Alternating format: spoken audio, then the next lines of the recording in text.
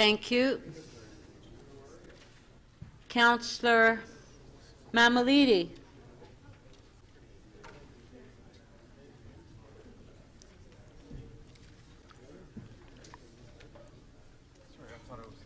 Well, I know. Councillor Fletcher had her name there, but she took it off. That's why you're next. Councillor Mammoliti to Madam speak. Speaker, I'm going to be repetitive here because I think most people have heard this speech before, but I think every time we talk about these kinds of issues, I think the other side of the equation needs to be mentioned, and this comes from a housing advocate and somebody who believes that we need to be moving faster in this direction. The problem is we've got most of this at our fingertips already, and I just think that the way we're dealing with our emergency shelters and our shelters in general, I think, is the same old, same old, same old. And what do we get out of it? The same old, same old, same old.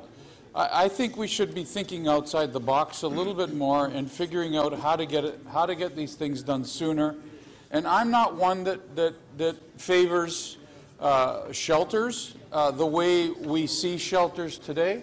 I've said all along that transitional housing is the only way to deal with these kinds of things, and I don't understand why our logic isn't thrown in that particular direction. And instead, all we want to do is keep spending money on the current shelter logic that we have today. Treating people like cattle doesn't work, and that seems to be the direction of council regularly. Let's just throw everybody into one room and we're okay. We don't feel guilty anymore.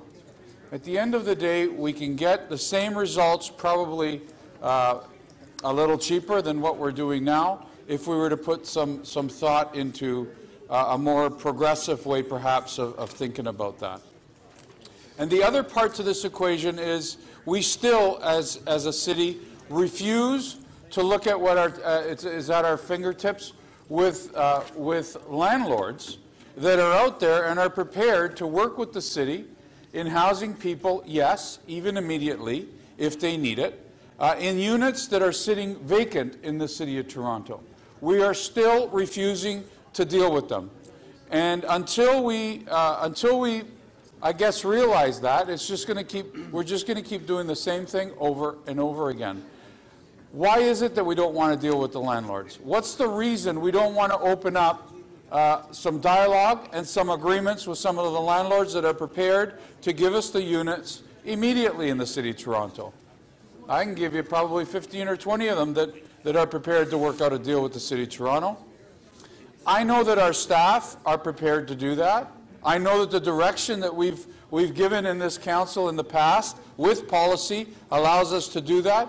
The only thing stopping us is a political reluctance to move forward this way.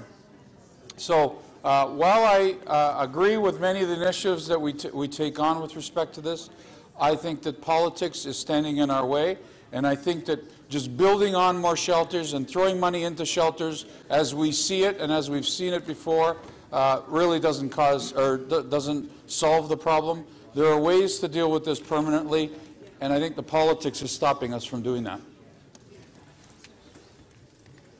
Thank you. Councillor Fletcher to speak. Thank you, and I do have a motion, Speaker.